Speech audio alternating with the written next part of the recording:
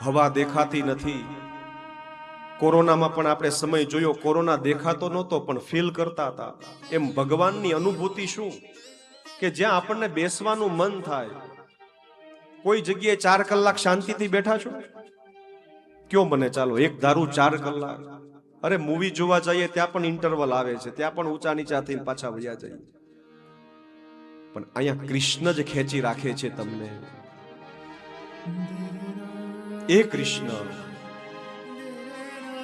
સપ્ત જન્માવધિ તવ પુત્ર નૈવ ચહ, તારે પુત્રનું સુખ નથી, પણ પગમાં પડીને કહે છે કે તમે જ મને આપો પુત્ર.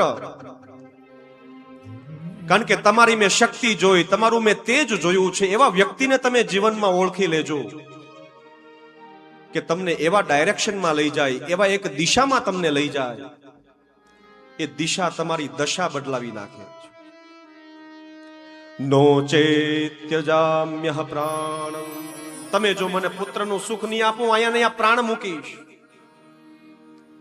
સંન્યાસી મનમાં વિચાર આવે, મારું સારામાં સારું ભજન ચાલતું તો ક્યાં હું આના વચ્ચે પડ્યો? આ બ્રાહ્મણનું દુઃખ મારા ઉપર લઈશું, આત્મહત્યાનું? આ બ્રહ્મ હત્યામાંથી ક્યારે હું મુક્ત થાય?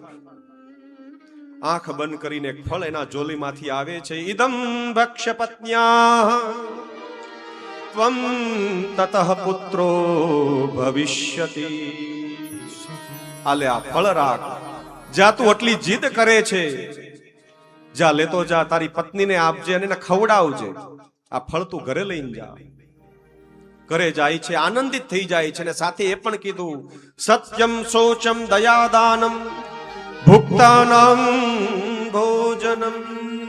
તારી પત્નીને કહેજે કે સત્યવ્રતી રહે, કોઈ ભૂખ્યા હોય એને જમાડે, એની સેવા કરે. 1 વર્ષ સુધી જે કોઈ પ્રેગ્નન્ટ લેડી હોય એના જીવનમાં થોડીક સત્યતા લાવે, એના જીવનની અંદર જેટલું થાય એટલું કોઈકને જમાડે. 1 વર્ષ, આમ તો રોજ જમાડે, પણ 1 વર્ષ સુધી જો જમાડે તો એનો પુત્ર એવ નિર્મલમ, પુત્રની પ્રાપ્તિ નિર્મળ થશે.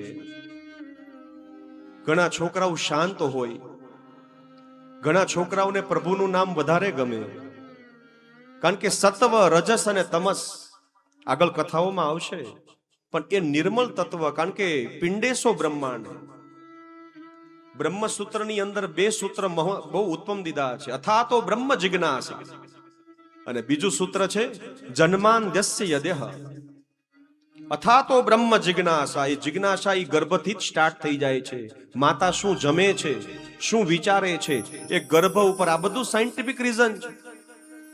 જે માતા જમશે એવા ખોરાક ખાશે સ્પાઇસી, તો બાળકની અંદર ડિફેક્ટિવ સમથિંગ ઇફેક્ટ આવે જ છે.